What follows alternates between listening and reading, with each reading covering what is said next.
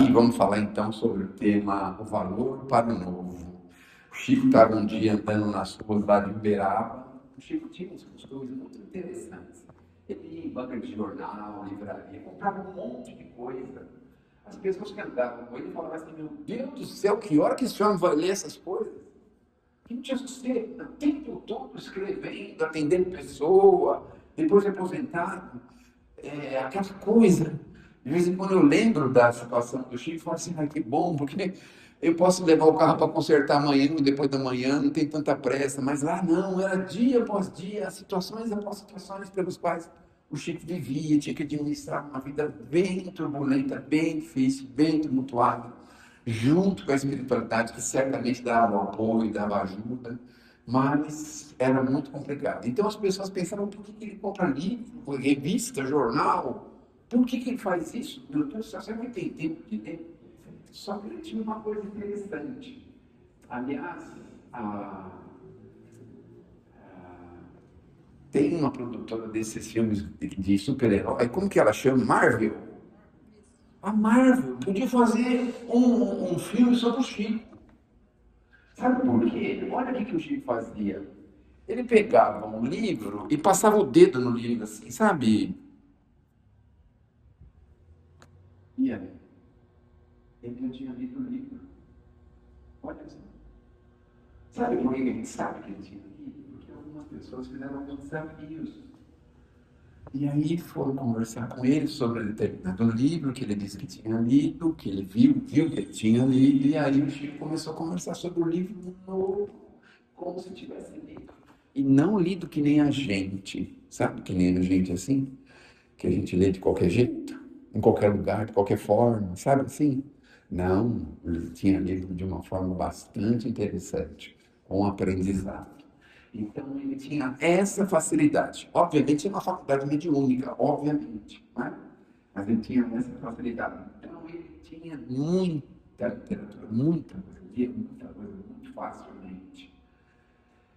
E aí, um dia, andando pelas ruas lá de Uberaba, o Chico Moraes nasceu em Pedro Leopoldo, mas depois mudou para Uberaba, em 1961, se eu não me engano, 62. E aí, ele estava andando lá em Uberaba. Alguém falou assim: escuta, Chico, qual que é a nova dos espíritos? O valor para o novo. Qual que é a nova? Todo mundo quer sempre saber o que é mais novo, né? Todo mundo quer saber. Se tem alguma coisa mais nova, alguma coisa. Ah, tá sempre assim. Olha na livraria, qual que é o livro mais novo?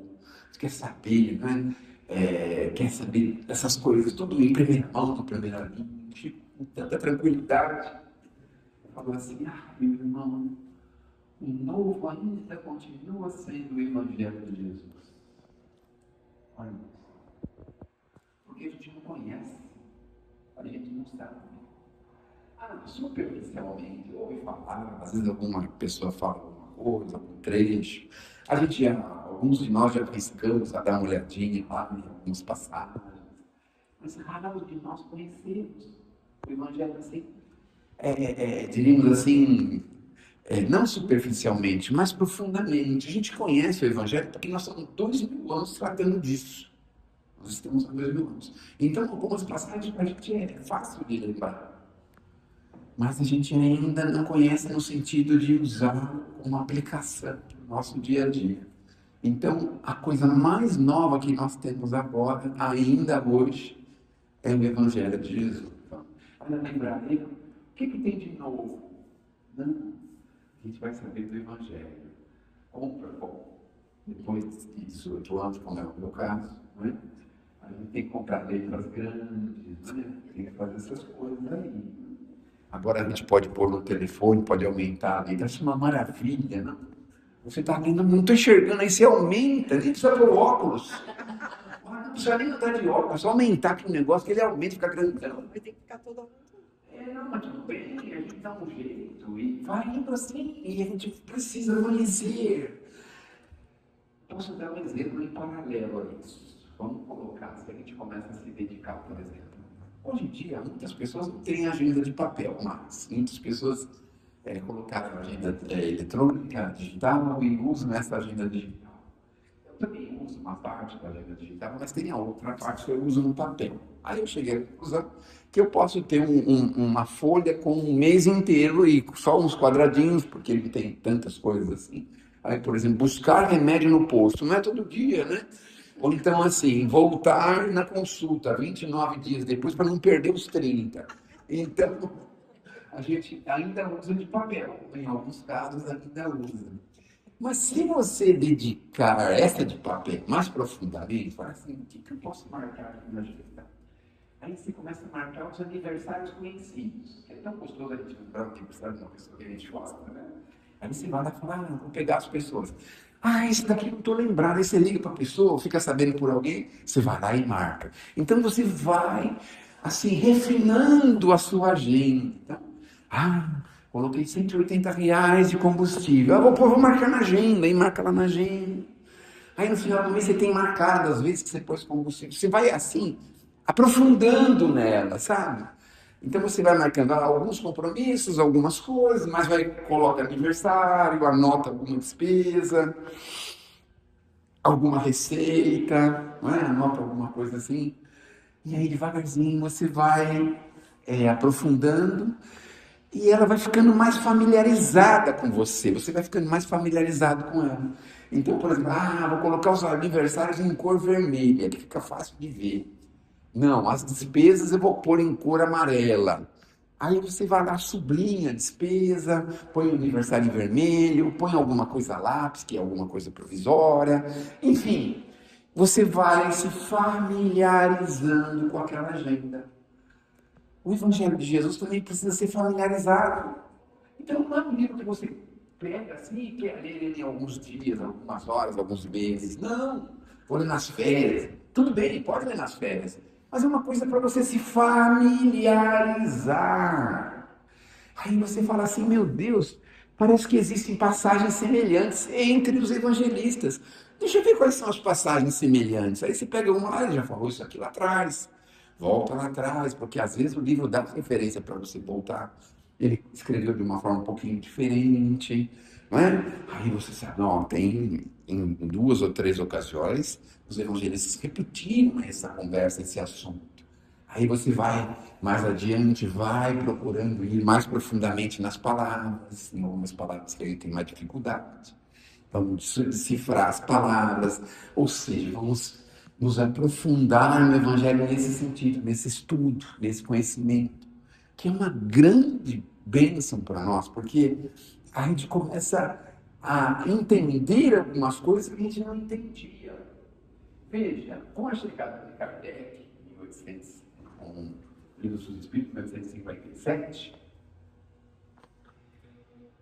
ele desvendou para a gente um monte de coisa, e muitas coisas que o Kardec desvendou estão lá no Evangelho de Jesus. Ninguém pode ver o reino do céu se não nascer de novo. Olha, Jesus vai falar isso. Olha, Deus, tem tantas coisas que o Kardec teve que mostrar de uma forma maior, diferente, ampliada, para a gente poder entender, mas Jesus já tratou desse assunto. Então a gente vai ver lá que Jesus é o rei das crianças. O rei das crianças, o rei das crianças. Por que ele é o rei das crianças? Tem uma passagenzinha lá que é fortíssima de Jesus, que ele fala: se fizer mal a um dos meus pequeninos, seria melhor você pegar uma corda bem grossa, amarrar no pescoço, na outra ponta amarrar uma pedra bem pesada e precipitar no rio mais fundo que você encontrar. Olha as palavras de Jesus como são fortes. Olha como é. Muito, muito, muito, muito forte. Então, a gente vai aprofundando, aprofundando. Vamos lá no Pai Nosso. Nossa, o Pai Nosso é um código. Como que pode ser um código? Sim. Quando Jesus fala, Pai Nosso que estás no céu, sabe o que ele faz? Tira a parede, telhado de todo mundo, de todas as casas religiosas.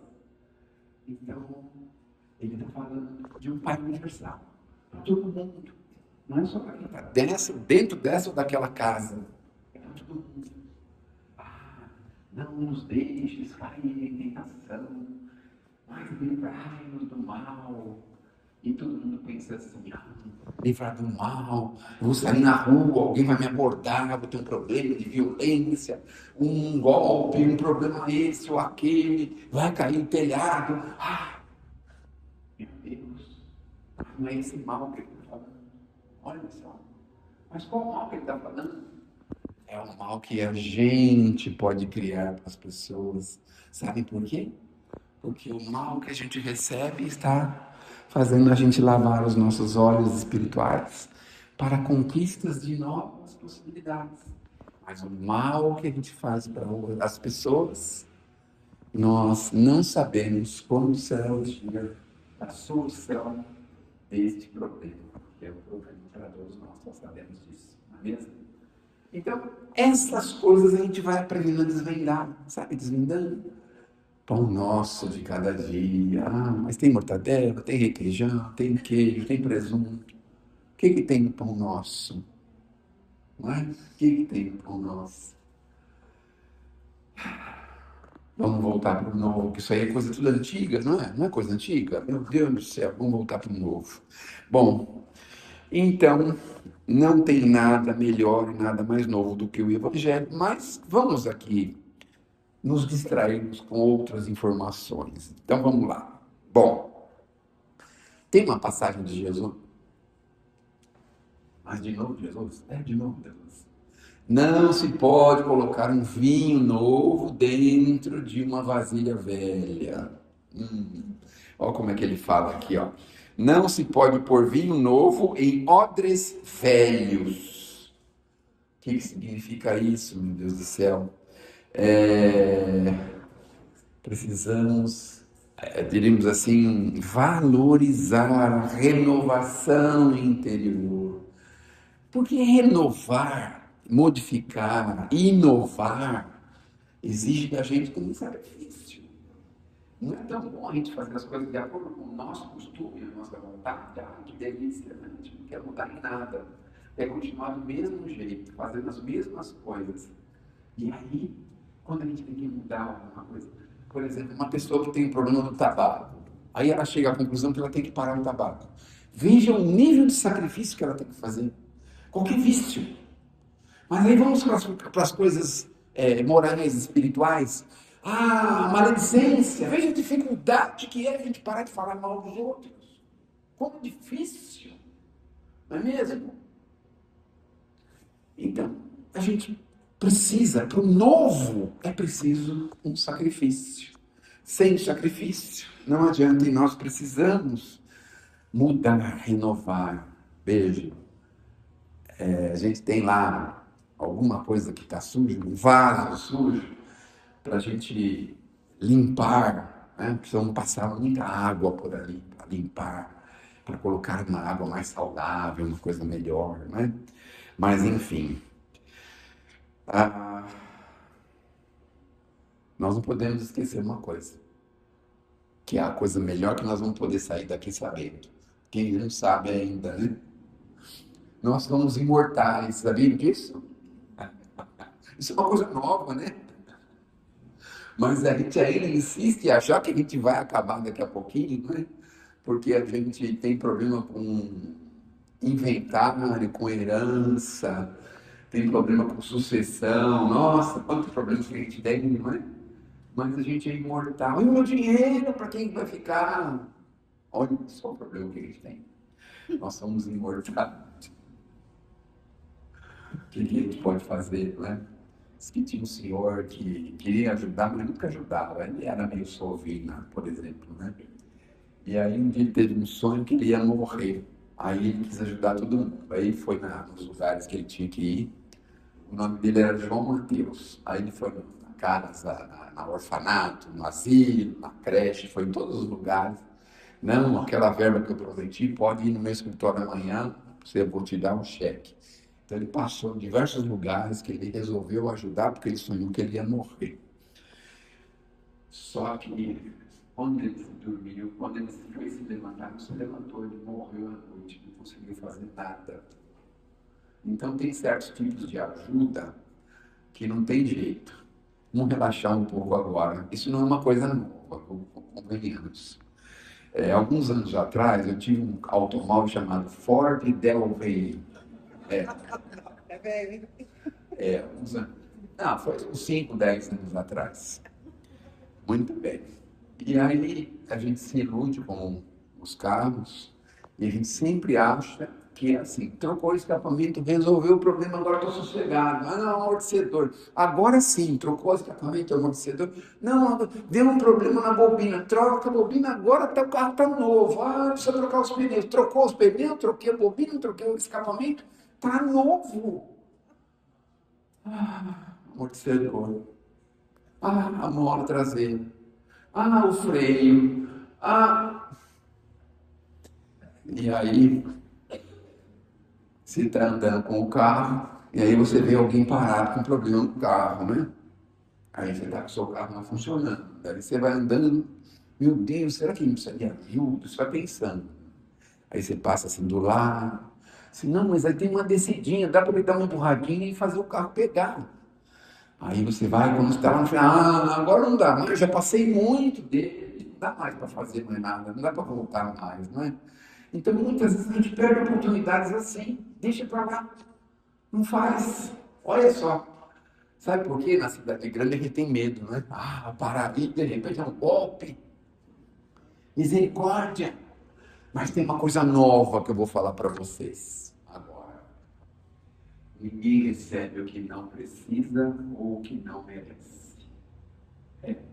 Por mais vigilância que você possa manter na tua vida, se você merecer ou se você precisar, não tem jeito, sabe? Não tem como escapar. Não tem escapatória. Porque as leis do Criador são capazes de fazer qualquer coisa. Qualquer coisa que a gente nem imagina. Não é? Não estava um casal uns anos atrás, dormindo tranquilamente na própria casa, no próprio quarto, na própria cama. E quem nos atacou? As próprias pessoas de dentro de casa. Olha só. Como é que ia fazer o quê? Ia fechar, trancar a porta e fazer o quê? Estava se daria certo.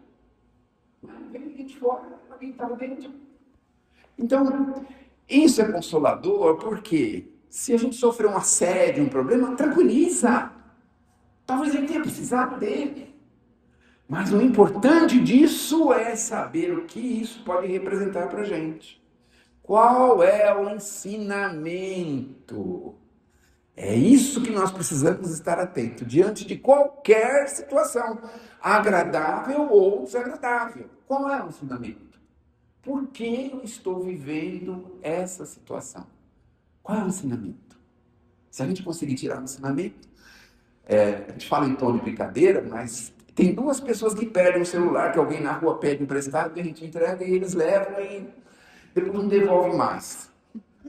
Aí, para uns, a pessoa fica anos com aquele trauma, 5, 10, 15, 20 anos com trauma, sai na rua. Aí o celular só usa dentro de casa, sabe um negócio assim? Usa dentro de casa. Agora tem gente que no dia seguinte vai na Casa Bahia, no Ponto Frio, não sei aonde aí, vai comprar outro. Nem se incomodou, olha só, nem se preocupou com isso. Não é diferente como se comportou diante da mesma situação? A gente gosta de vitimizar, mas esse não é o assunto. Vamos em frente, vamos falar coisas mais interessantes. Esse assunto é muito delicado, eu não sei falar sobre ele sem ser grosseiro. Bom, no Livro dos Espíritos, na questão 114, os Espíritos afirmam que nós progredimos sempre. Então tem uma frasezinha do Emmanuel, meu Deus do céu, do Emmanuel, que diz assim pra gente: ninguém progride sem renovar-se. Não renova, não progride. Não é? Bom, tinha tanta coisa para falar, mas fiquei enrolando, né? Olha o que o Chico fala para a gente aqui. Olha, o passado é uma lição para a gente meditar, não para repetir. Olha só. Uma lição para meditar, mas não para repetir. Não é? Olha que coisa. Bom, concluindo, renovar pensamentos. Como é que renova o pensamento? Precisa colocar coisa nova na cabeça. É assim que renova. Vamos dar um exemplo. Está assistindo lá um filme no streaming. Aprendi a falar agora, estou usando toda hora. Streaming. Aí você está assistindo um filme. Quando você tem uma luzinha acesa, você começa a buscar as coisas que aquilo pode te ajudar, te renovar, te favorecer. Então, às vezes, por exemplo, tem alguns filmes que tem. Eu assisti um dia um filme de um mordomo, mas era impressionante a educação daquele mordomo. Impressionante. A resignação dele diante das grosserias do patrão. Era impressionante como ele lidava com as pessoas de uma forma tão gentil e fina. Eu falei, meu Deus, eu tenho que aprender um pouco disso. É um personagem, sim, mas isso ajuda a gente a sermos melhor. Então vai acendendo a luz, assim, às vezes um companheirismo, num determinado momento do trecho, do caminho. Às vezes um gesto feliz, um gesto bonito, que a gente às vezes passa despercebido. Mas quando você acende a luz para perceber as coisas boas que você pode tirar dali, certamente a gente vai tirar. Porque os autores, por mais terrível que seja o filme, né? Tem os filmes de horror, não sei o que, e tudo, né? Mas tem sempre alguma coisa que nos ensina. Sempre tem. Porque os autores, assim como os escritores, eles não sabem. Mas eles também são médiuns. Eles não sabem, mas eles também são médiuns. E muitas vezes são instrumentos da mediunidade, não sabem. Então, tive um exemplo, estou tentando lembrar aqui qual era o exemplo que eu podia dar para vocês, que me chamou a atenção esses dias, até comentei com a minha esposa sobre isso, né? Que às vezes a gente assiste um filme e a pessoa, de repente, você vê lá que a pessoa conversa com um ente que já faleceu. Uma esposa, um filho, ele vem para ele aparece para ele, traz um conforto. Não tem filmes que acontecem isso e o autor sabe o que ele está fazendo. Isso aqui é eu estou fazendo assim